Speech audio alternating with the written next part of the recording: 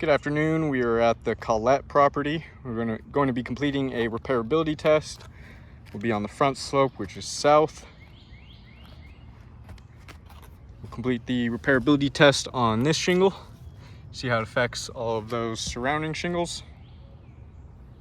I'll give you an overview of all of those surrounding shingles before we get started, all of which could potentially be damaged during the repairability test. So we'll take a look at the current condition, and then we'll take another look once we are complete and see those results. For my tools, I'll be using a flat bar, roof snake, putty knife, and hammer. And we have this square that we'll use to give us a visual for what 45 degrees looks like. I'll slide or unseal this shingle here so we can slide that square underneath. I'll get the camera set up before we do that.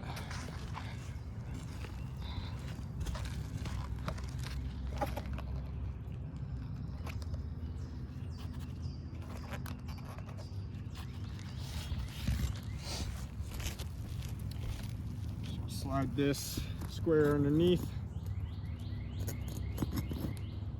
That'll give us a reference point for 45 degrees. And then any of those shingles that we'll be lifting throughout the repairability test, we'll keep them at 45 degrees or below.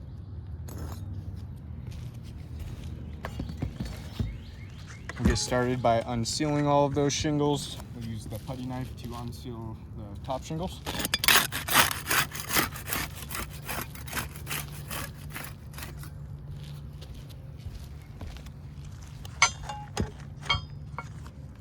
We'll use the flat bar to unseal these lower shingles.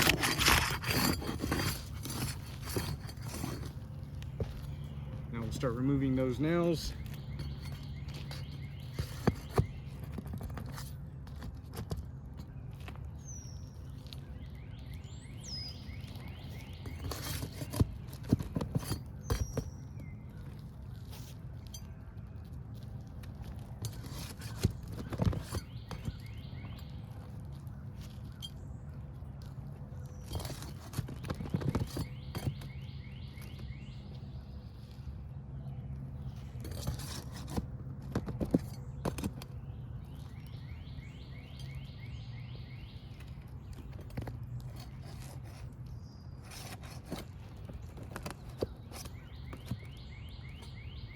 This tooth come unsealed on us when we lifted that shingle up.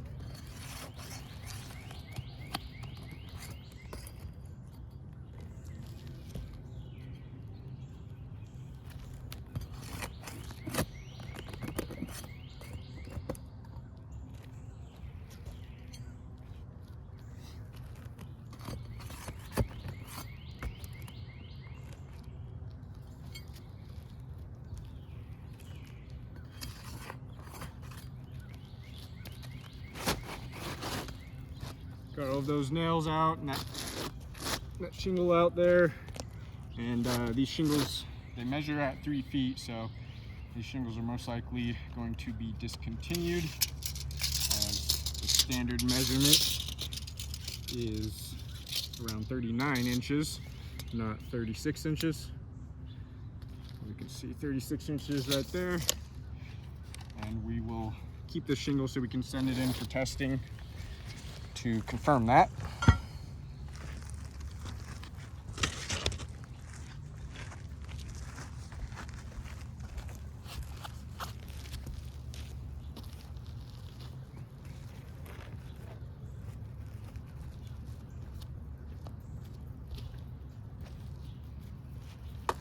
Slide this new shingle in, get it all lined up nicely.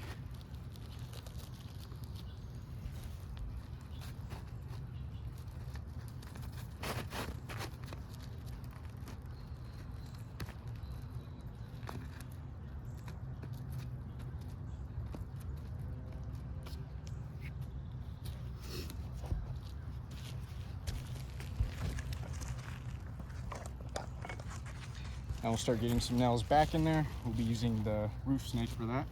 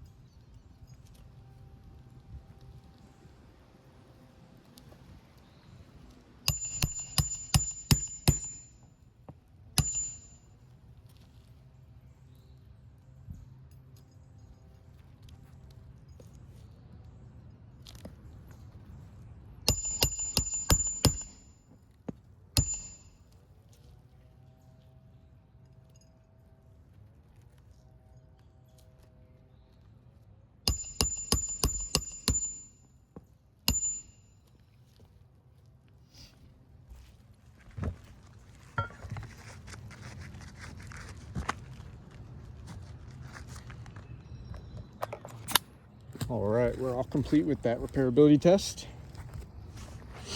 I'll give you another overview of all of those surrounding shingles.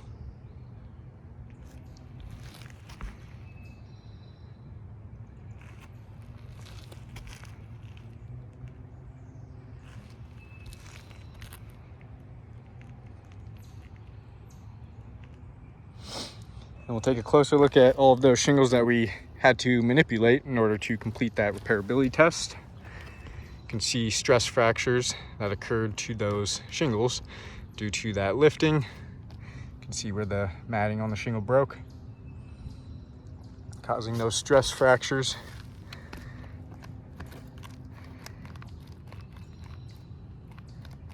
Those stress fractures will be damaging the integrity of these shingles.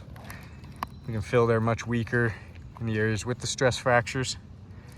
That's going to make it so these shingles are not able to do what they're designed to as best as they should. These shingles are designed to shed water. The matting on the main component, or the matting is the main component for that. So with the matting having all of those stress fractures, the water shedding capabilities are going to be compromised. You can see stress fracturing along there, and then we have that tooth right there that came unsealed. So that'll be damaging that shingle as well, as the purpose of these teeth are to provide structural support for the shingle, make it stronger overall. With that tooth coming unsealed like that, that'll be making the shingle weaker.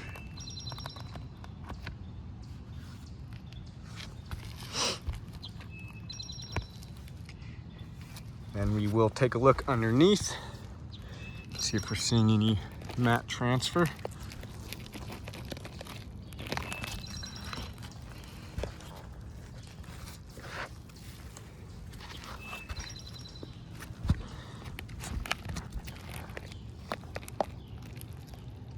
Looks like we do have some mat transfer right there, we can see.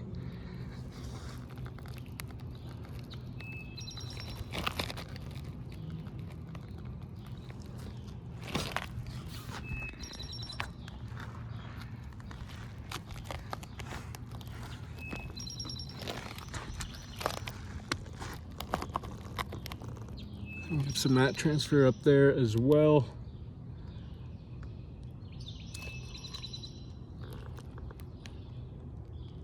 See that exposed fiberglass there due to that mat transfer.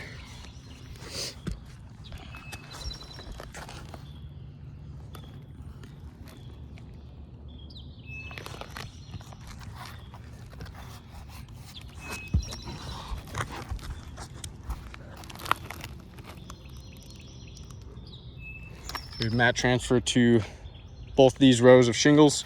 When that mat transfer occurs is when we're unsealing those shingles, and we use the putty knife to unseal the top shingle and then the flat bar to unseal the lower shingle. We can see mat transfer along both those rows of shingles.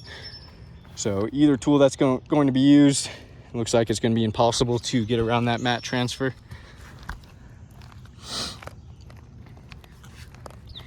We can see some fractured matting there where we removed the previous nail, and then we can see how the shingle here, that nail just pulled right through along there, so that'll be damaging that shingle as well.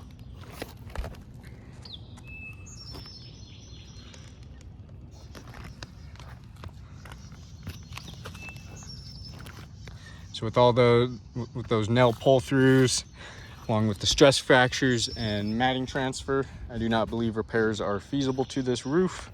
We can see 3 additionally damaged shingles. We have shingle 5, shingle 6, and shingle 7. And with those damages, that's going to be cause for potential water intrusion. So I do not believe repairs are feasible. Any of the shingles repaired on this roof are going to be left in a condition like this. So this insured will have potential leak hazards all over their roof anywhere those repairs are going to be completed. On top of that, they're going to have an additional 3 damaged shingles for every 1 shingle repaired I do not believe that would be indemnification, leaving the insured with more damaged shingles than they previously had, along with all of those leak hazards. So I do not believe this roof is repairable, and I will chalk up all of those damages and get some better pictures of those. Thank you for your time.